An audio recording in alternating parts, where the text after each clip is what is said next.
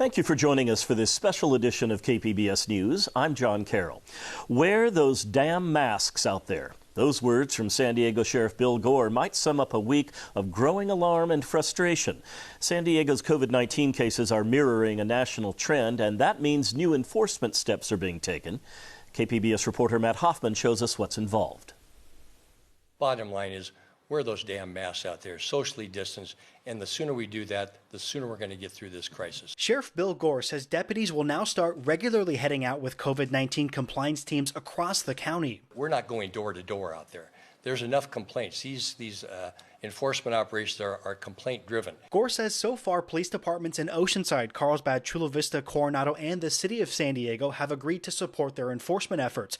But officials in places like El Cajon have said they're not planning to enforce restrictions for businesses struggling to stay open. We would like to get compliance from all our chiefs, but if they're not going to join with us in enforcement actions, if that becomes necessary, we will issue those citations by ourselves without their assistance. The county says the goal is not to be punitive and they're only going after blatant and willful violators of the public health orders, but some aren't so sure. There is actually no phone number on the cease and desist letter. There's no email address.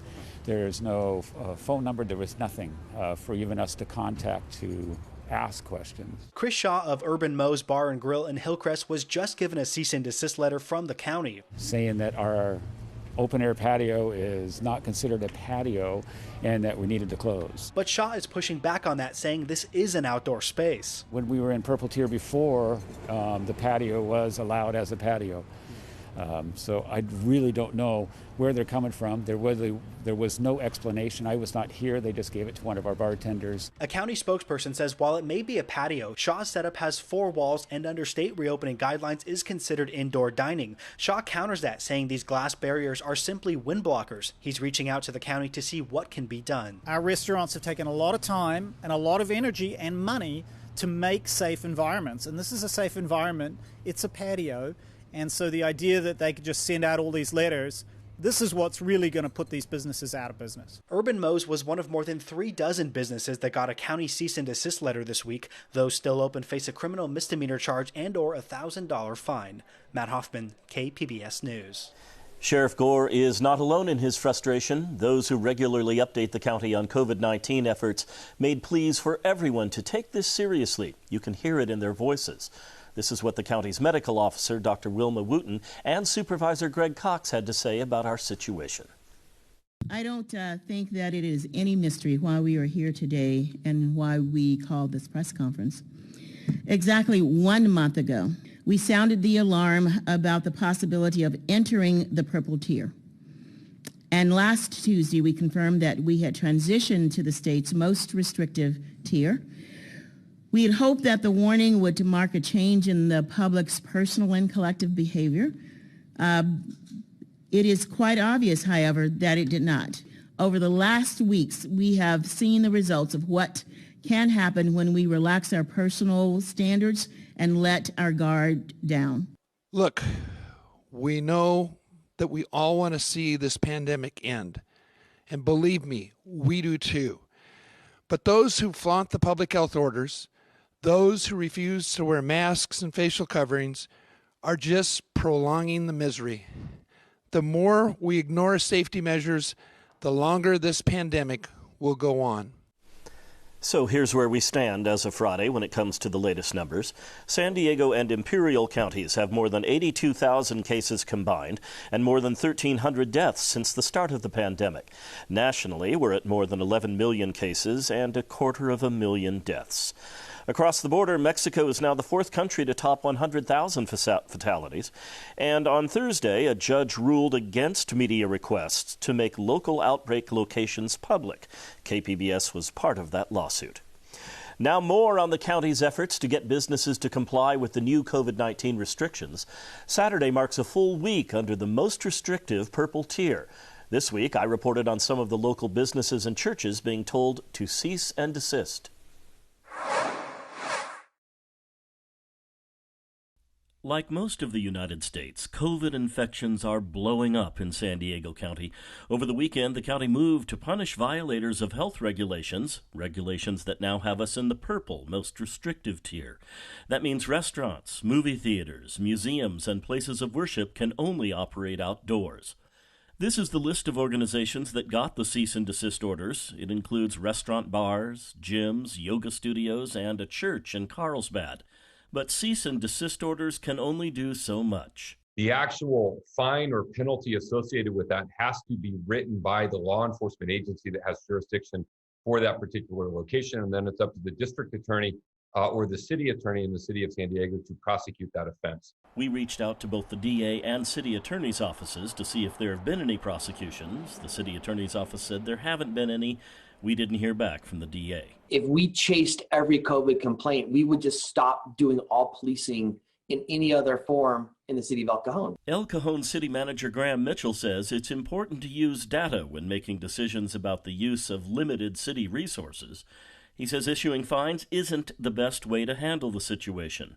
We've found that a more educative approach has been far more effective than coming in, threatening to shut people down, or threatening to fine somebody $1,000. That is the consequence facing violators, each of whom received this letter from County Public Health Officer Dr. Wilma Wooten, and right there at the bottom, the threat of a $1,000 fine for each violation. Fletcher says after months of dealing with COVID, the notion that people still need to be educated about the problem defies common sense. I don't think that our challenge in confronting COVID is a lack of awareness of what folks are supposed to be doing. I think our challenge is to actually do it. That will definitely be a challenge. Consider what the lead pastor of Skyline Church said on Monday. I don't want to fight our county. We don't want to fight. We really don't, but we will, because we know our rights and we know how important it is that we stay open. The church has not been cited. While the disagreements continue, so does a virus that's tearing across the country with no end in sight. Now, since that story aired, we did hear from the district attorney's office, and they have not launched any prosecutions either. You can find all of our COVID-19 coverage at kpbs.org. Just click on the Tracking COVID-19 link on our homepage. In addition, you'll find the latest numbers on how the virus is spreading and detailed information on local cases broken down by zip code. Many businesses have been struggling to stay open through the pandemic. One example, a La Mesa woman who's still trying to open her cafe. As KPBS reporter Jacob Ayers shows us, she got a much-needed helping hand. Thank you, guys. Congratulations. A big surprise for Pink Rose Cafe owner Nadia Zamora after what's been a tough year so far. Her business is still under construction, the work delayed by last May's riots in La Mesa and by COVID-19. She received a $5,000 check from Union Bank and a free one-year membership to the La Mesa Chamber of Commerce. You know, my husband and I are very used to not asking for anything, not going to anyone for help, doing it on our own and just pushing forward. So, to receive anything in return for just the gesture that I did, for being selected, it's very humbling. During the riots, Zamora's business lost over $4,000 in tools and suffered property damage. They broke our windows, they went inside, took some items, construction mainly, since we were still in construction. And so it was a very devastating time to be here, but we're pushing forward. After the riots, Zamora helped organize art displays and messages of hope on damaged businesses. She rallied community members from across La Mesa, families, children, come together and create some art and put it around the fencing around some of the damaged properties and other places in the city, and it was inspirational. While Pink Rose Cafe is currently boarded up with art-covered plywood, it still holds the same purpose, creating a safe space specifically geared towards girls and women. Zamora says the cafe is slated to open this upcoming December or January. Jacob Ayers, KPBS News. There is some good news this week when it comes to the science of the pandemic. We have 2 reports on progress toward a vaccine. Brian Todd will tell us how it might be rolled out nationally, but first, KPBS science and technology reporter Shalina Chatlani on how one of those vaccines is coming along. The news of Moderna's success comes just a week after another company, Pfizer and its partner BioNTech, announced its vaccine was over 90% effective following a phase 3 clinical trial, signaling a light at the end of the pandemic tunnel. By the end of this year, we said that in the United States, we expect to have 20 million doses. And so I think by the end of the year, hopefully, we could start to vaccinate people. I'm obviously very happy with the number that we have at 94.5%. Moderna Chief Medical Officer Dr. Tal Zaks says he's confident the company can start handing out vaccines by the end of the year. He told CNN the treatment should be effective for most people. As we look at least at the phase 1 data, you see the same level of an immune response across both younger and older adults. Results from the two vaccine producers means that Americans could be getting that vaccine soon, but immunologist Carl Ware, director of Sanford Burnham Prebys's Infectious and Inflammatory Disease Center, says there are still some important steps that have to happen. The goals of politicians don't matter here. It's really based on science, and that's what we have to follow. We need the data. And, for the timeline we're on, the first step is to get FDA approval. And so that's actively ongoing right now. But it's going to take probably at least 6 months to a full year to get enough people vaccinated that we might be able to see, really have come out of this dark tunnel of infection. Ware, who was also a participant in the Moderna trial, says there was a very diverse set of participants, and he's excited to see the results from Moderna's novel vaccine, which used a type of protein. He says it hasn't been done before. But one challenge is still ahead of scientists, and that's to learn how long a vaccine may be effective. How long will the immunity last from this vaccine? That's a key issue that we want to be able to analyze to make sure that the vaccine is stimulating the right kind of immunity in everybody. Moderna says it plans to file in the coming weeks with the FDA so that it could be swiftly approved for emergency use authorization. Shalina Chatlani, KPBS News. Dr. Anthony Fauci calls it the cavalry that's coming to help us get past the pandemic. Fauci and other experts are optimistic about the timeline for a wide rollout of a coronavirus vaccine. We likely will be able to start dispensing vaccines in December and then progressively over the next few months. The process is moving rapidly. Of the two manufacturers on the fastest tracks to produce vaccines, Pfizer-BioNTech and Moderna, Pfizer-BioNTech says it will apply to the FDA for an emergency use authorization. Moderna is expected to do that in the coming weeks. A CDC advisory committee meets this coming Monday to consider who will get the vaccine first. An FDA decision on emergency use authorizations should come in early December. Then, our first shot of relief. By the end of December, we expect to have about 40 million doses of these two vaccines available for distribution, pending FDA authorization, enough to vaccinate about 20 million of our most vulnerable Americans. And production, of course, would continue to ramp up after that. The CDC recommends that healthcare providers who are in harm's way of the virus should get the vaccines first. Then, people with underlying health conditions and other vulnerable segments of the population, like the elderly. Then, possibly nursing home staffers. But when can the rest of us who aren't in those categories get vaccinated? I'm hopeful by Q2 of 2021, so early spring. That would be our aspirational goal. And a key part of this to remember, experts say, is that with most of the vaccines rolling out, we'll each have to receive 2 doses of it. For at least the first 3 of the 4 vaccines, they require 2 doses, 3 to 4 weeks apart. And then it takes a week or so after that to develop a robust virus-neutralizing antibody immune response. Other key questions: how and where will the vaccines get distributed? One expert says the CDC will work with the states to get the vaccines to providers who can administer them. States will be in charge of trying to determine the best way to get vaccines to the people who need them. This can include taking vaccines to special places such as hospitals or what have you for healthcare providers. It could include then vaccine distributed to doctors' offices. Brian Todd and Shalina Chatlani reporting there. Locally, the Oceanside Boys and Girls Club is keeping its doors open to serve kids and families in the community. KPBS North County reporter Tanya Thorne shows us how they're doing now.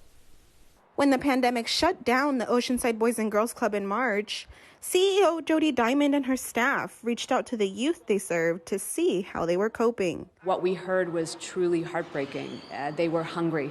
And that is when the team came together and said, we've got to do something about it. We can't let our children go hungry. With a commercial kitchen available in their facility, the staff got to work to prepare homemade meals and distribute them to the community. If there was a need, we were going to provide it.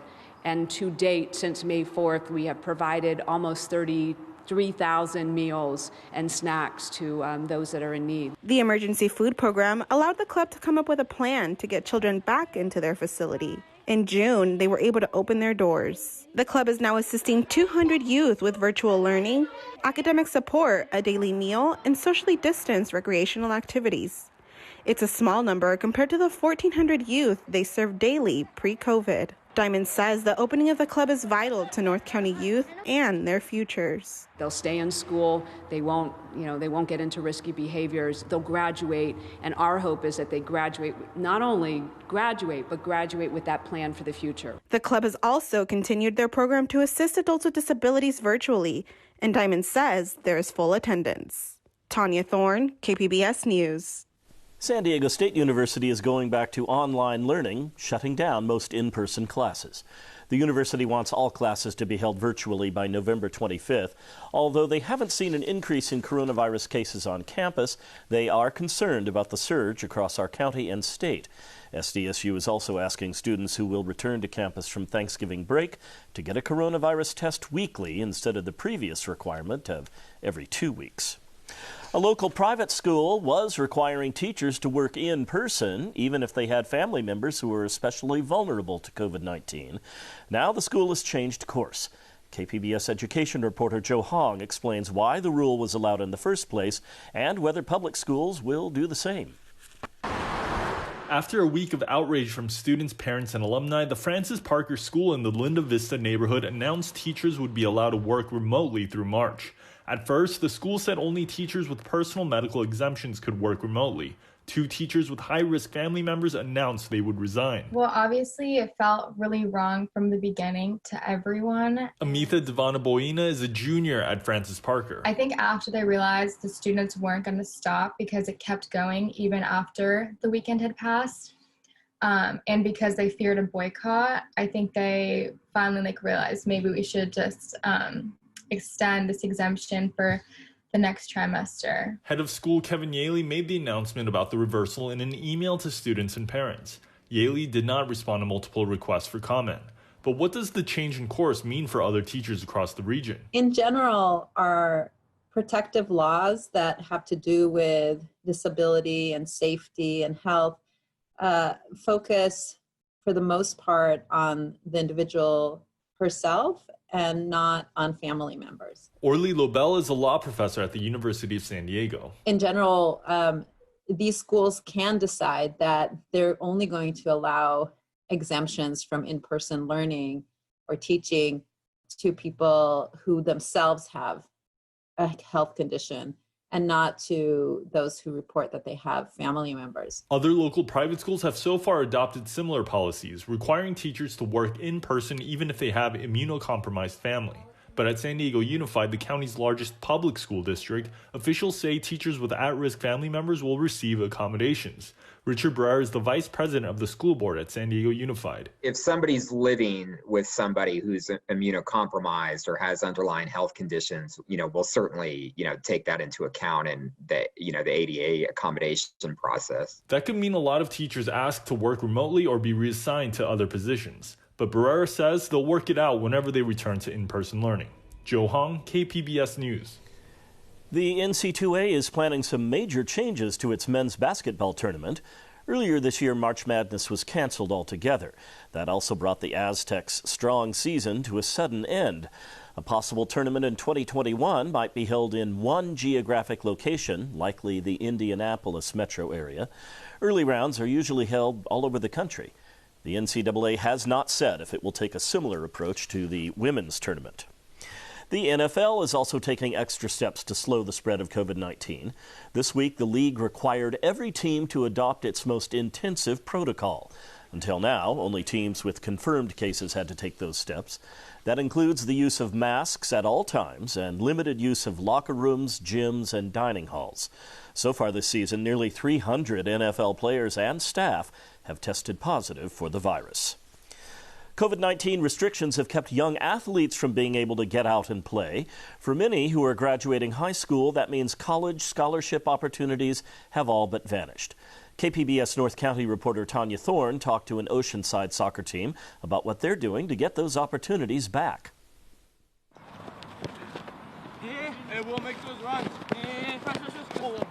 I'm not sure how this is going to end up, but they've really lost a lot of valuable time. In blue, you guys blues, you guys are over here. Frank Zimmerman, coach for the Oceanside Breakers, was unable to lead his boys' team of high school juniors to defend their 2019 State Cup championship due to COVID-19 restrictions.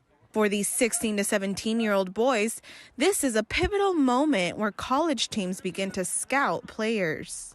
Without the ability to compete, players like Javier Camargo can't get those opportunities. We're really looking forward to National Cup. We're defending champs back in 2019, and we could have been exposed to a lot of colleges now that we're juniors. California's COVID-19 guidelines allow conditioning, practice, and training, but no competition outside a team's defined practice cohort. Playing locally is not allowed. Even playing with one of our Breakers teams against another Oceanside Breakers team is not yet allowed. They have to stay in their cohort. However, it is allowed in other neighboring states. Sporting events have been held in Arizona, Nevada, and Utah. Zimmerman plans on making the trip to Arizona with his team Thanksgiving weekend, even though California has issued a travel advisory telling people to quarantine if they go out of state and return.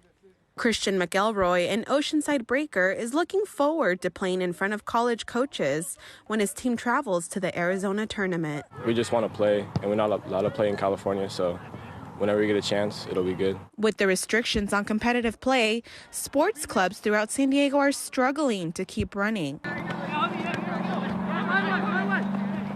Bob Turner, executive director of Presidio Soccer League, says that impacts some players more than others. The kids with money are going to be able to play. They can afford it, but the underprivileged kids that have been helped and scholarshiped aren't going to have those scholarships.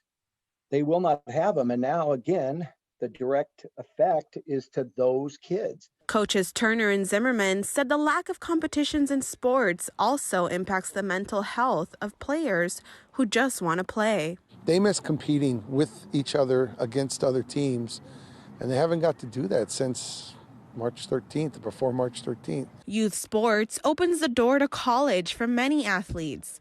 With no ease of restrictions in sight, players like Javier Camargo will need to work with their coaches to find the opportunities to get them exposed to college and pro recruiters. I've been playing the sport since I was 4, and yeah, it's something I do want to play professionally, hopefully.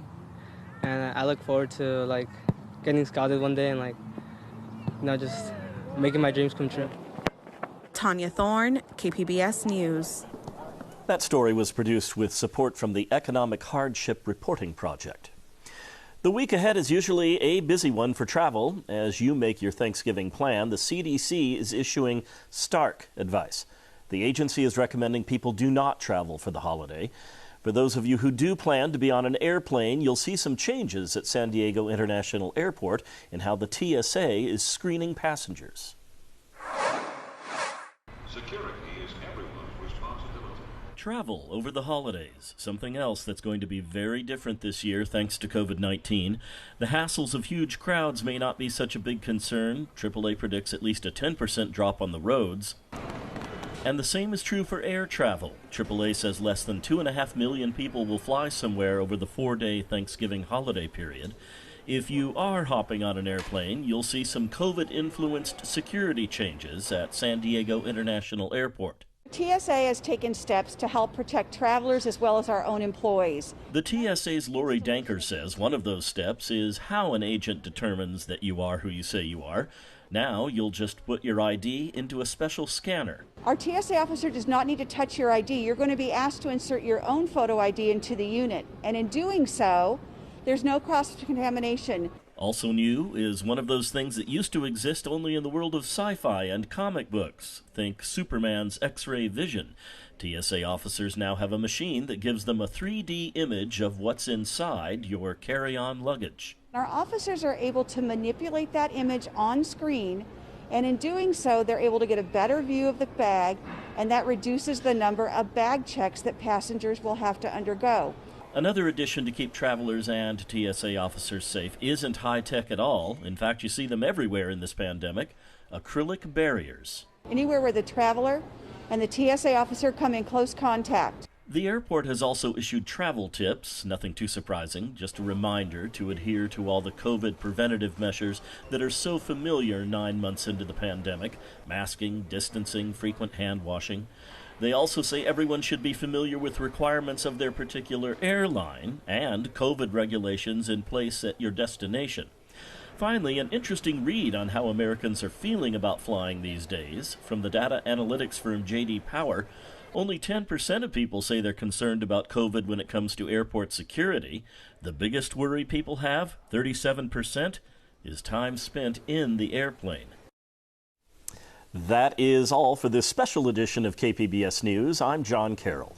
For all of us here at KPBS, thank you for joining us, and please stay safe.